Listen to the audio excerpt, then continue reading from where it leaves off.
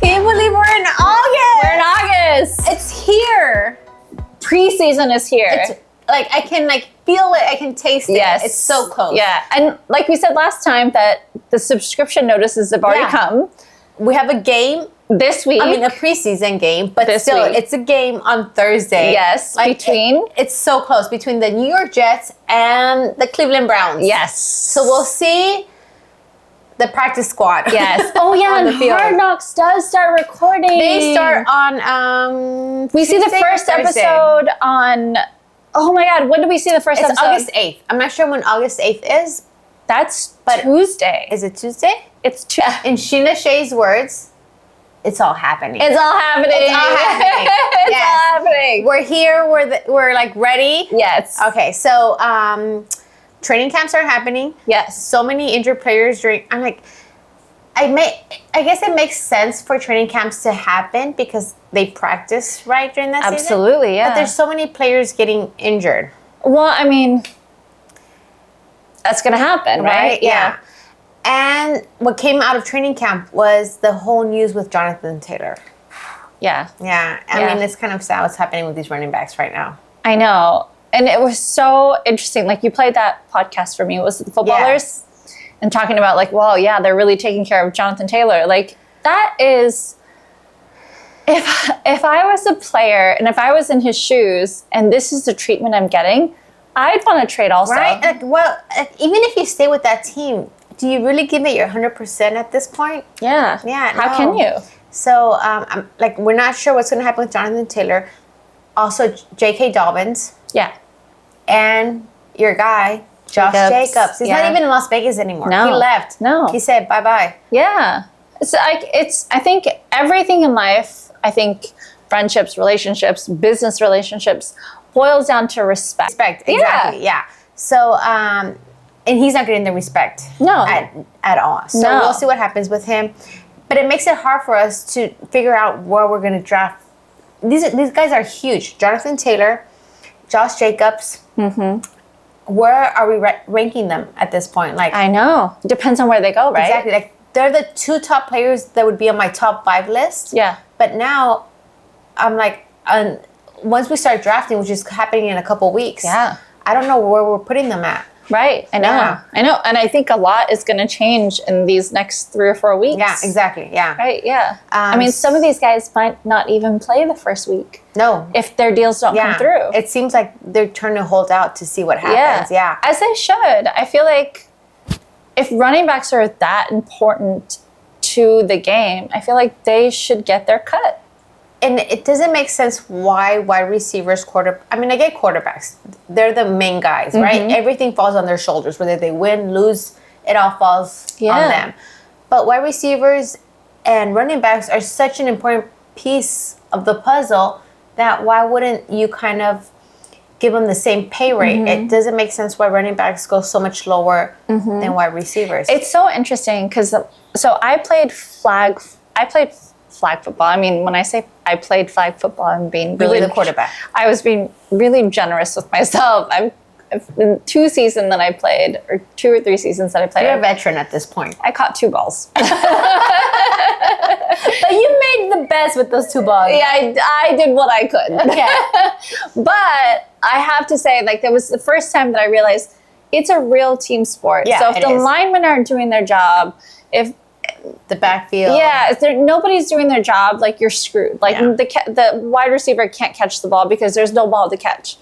So I get how everybody needs their piece. Yeah, exactly. But also at the same time, I feel like the running backs are so versatile. I mean, you have a 5'4" running back for the Dallas Cowboys. Bindi, don't lie. 5'5". No. God, Bindi. 5'6". 5'6". 5'6". I've literally been trying to imagine this since the last time we talked about this. Like, how would we do? Like, I feel like I would die. So it's funny because I heard this joke from the fantasy footballers today.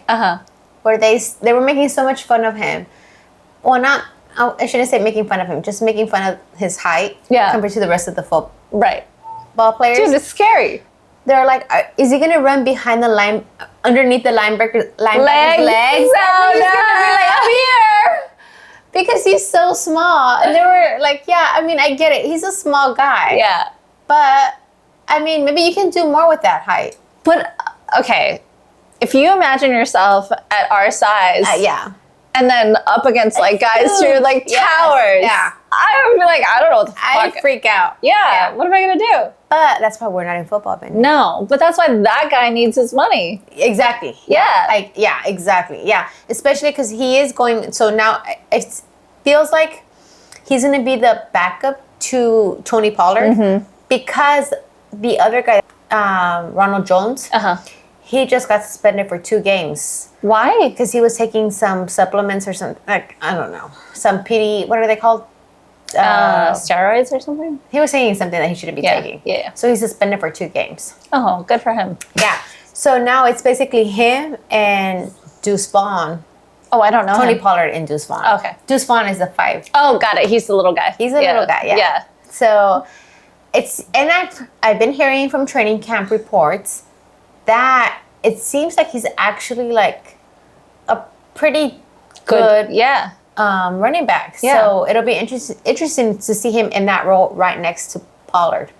The running back room right now, like fields right now, I have no idea who is gonna hit. I'm really drafting. I think I'm actually gonna draft a wide receiver first. Ooh. Now, I mean, I've had a tendency, depending on where I fall on the list, once draft season happens. Yeah. If I'm towards the lower end, and usually all the running backs are gone, I start drafting wide receivers.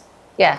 Which happened last year with Justin Jefferson. That's why you also said don't draft Metcalf in your first round. Yeah. Oh, yeah. No, because that's what you did. I did. Yeah. Oh. I confused Metcalf. This is early. This was like my second year. My first year I didn't draft myself. Second year I drafted myself. And I confused Metcalf for Henry. And I meant to draft Henry and I drafted Metcalf. Yeah, it was a big mistake. We learn. Yeah. We learn. But, so girls and first timers, guys, once you start drafting, always draft either a running back or a wide receiver. Preferably a running back. I will always say that. You will always say that? I won't say that. You won't say that. Okay. Because for me, depending on where you fall on the list, if you're down, like for me, if you're like 10th or something. when I drafted, I was number 7, and all the best running backs were gone. So I'm like, I either get a number 1 wide receiver. That's or fair. a running back that's lower on the list. That's fair. So that's why I went Justin Jefferson last year. That's fair. So I did Justin Jefferson, and then my strategy is like usually, because your league does 2 wide receivers or 3 wide receivers. It does 2 running backs and 2. Ooh, good question. Because I know my league. It's 2 running backs, 2 wide receivers, the flex. Do you have 2 flexes or 1 flex? I think 1 flex. And tight end, and then run, and then defense and kicker. So my league does 2 running backs, 3 wide receivers, flex, and then defense and kicker. Got it. Oh, okay. Maybe we do 3 wide receivers. I kind of feel like you I think don't. I think you guys do 2. 2 and 2, and then the flex. But that's why. So for me, I always try to draft, and not in whatever order it happens, but 2 wide receivers, 2 running backs, and then a quarterback. Yeah. So usually that's fair. 5th round, I start kind of looking into the quarterback. I will never draft a quarterback. Even if it's Mahomes, I will not draft him in the 1st round. I drafted a car, I think, in the 4th round. Oh wow, you were really I was drunk. You were get that Raiders. I know, I was stupid and drunk, and that was a big mistake. I was really drunk. This was last year, But this year, Bindi, I'm not doing it. I'm going to be in your ear. Yes, and I have to not drink. Well, I mean, we can drink. No, I have to It's not. part of the whole... It is, yeah. Just don't do the shots. Well, I'll say that, yes, I'm an emotional drafter. And I get the emotional thing because that's the reason I'm having a hard time. Like, I probably won't draft Dak Prescott this year because they changed their offensive coach. They have a different offensive coach. Well, they have a different offensive coach, and also Mike McCarthy's calling the play shots. And I heard they were trying to run the ball more, but then what I'm hearing out of training camp, it's actually like doing pretty well with Dak Prescott throwing long balls, long throws.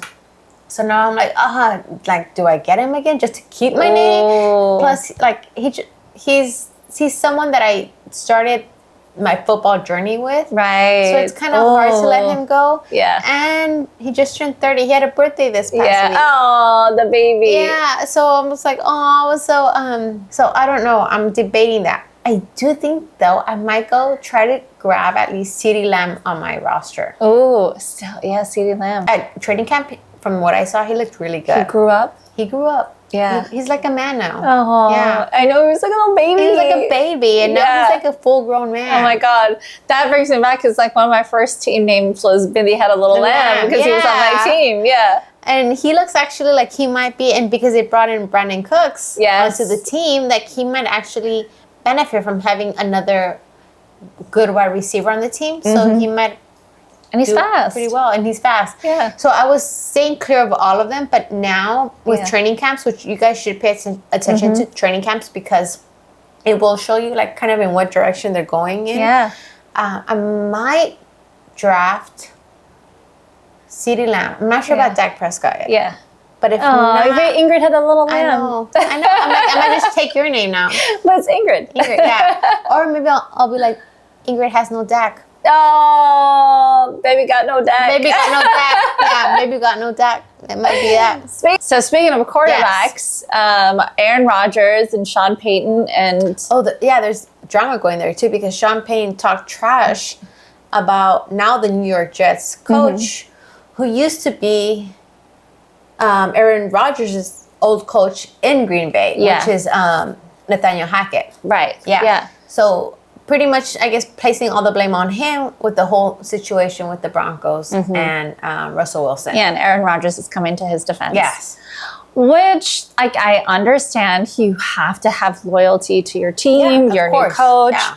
But, like, also, as a Raider fan, I'm going to stand by the criticism and say that, okay, Josh McDaniels and Ziegler stepped in and fucking ruined the team. Yeah. And I feel like, Wilson was doing pretty well with the Seattle Seahawks, and then all of a sudden he enters this new space and he's getting, just tarnished. He was so bad. So bad.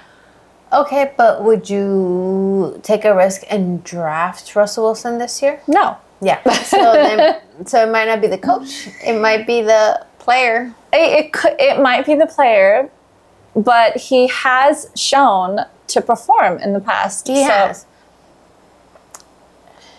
I don't know. I don't not trust him. I maybe don't trust the new institution. I get that. Maybe the institution is not pairing him up with the right coach. In the same way that they called in Gruden to be a consultant for the Raiders. For Carr. Sorry, at the same for the Raiders. The same way they called in Gruden to be a consultant for Carr at the Saints. Like maybe Wilson just needs the right coach. And you're right. It might be each player needs a different, like the way they're coached is completely different from one player to the next player. Yeah. It'll be interesting. I'm not drafting. I'm going to try to stay away from Russell Wilson as much as I can. Don't trust him. But you never know. He might pull out a winning season this year. Sidebar conversation. So I was talking to people about football and talking about how when I was watching Hard Knocks, one of the hardest things that I saw was how much of a lecture atmosphere, a lecture environment it was, where people, the coaches or whatever, are pushing the guys to do better in a kind of it almost, and I don't want to push it this way, but almost kind of a demeaning way, do better, do better, do better, do better kind of way. And then I heard maybe a year or two ago that the Seattle Seahawks we're adopting a positive reinforcement instead of a negative reinforcement. I think that's the better way to say it. Whereas like football has negative reinforcement, and Wilson was doing really well under that coach, where they were adopting a positive reinforcement, and it was working. Obviously it worked because he did really well. I think they won, I don't know if it was under him, but they won a Super Bowl. So yeah, but then they started adopting a more positive reinforcement. And I think other teams, I don't know how many teams, but like I think a few other teams have like started to kind of adopt that positive reinforcement. I don't know if have you watched Hard Knocks before? Yes. Oh, yeah. Yeah. Oh yeah. That's the only one I didn't watch was the last one was in season with the Cardinals. In season with the Cardinals. Oh yeah, that was hard to watch. Yeah. I didn't watch it. Didn't get a chance. And then when it was like football had already passed. And I was like, well, what's the point of watching it now? Mm-hmm. Yeah. I think we stopped watching it when they beat the Raiders. And that was pretty nasty. Oh. I mean, the Raiders were gross last year anyway. Yeah, they were. Sorry, Benji. They were. I mean, I don't think they're going to be any better this year. Yeah. It's hard because where do you put Devontae Adams? Like, is Garoppolo going to throw? Yeah. And then I heard something about Hunter Renfrow talking about how he felt bad that he disappointed his team last year. He's going to try to do like better this year. And I'm like, yeah, but I'm probably still not going to put you on my I'm not drafting them. Roster at all.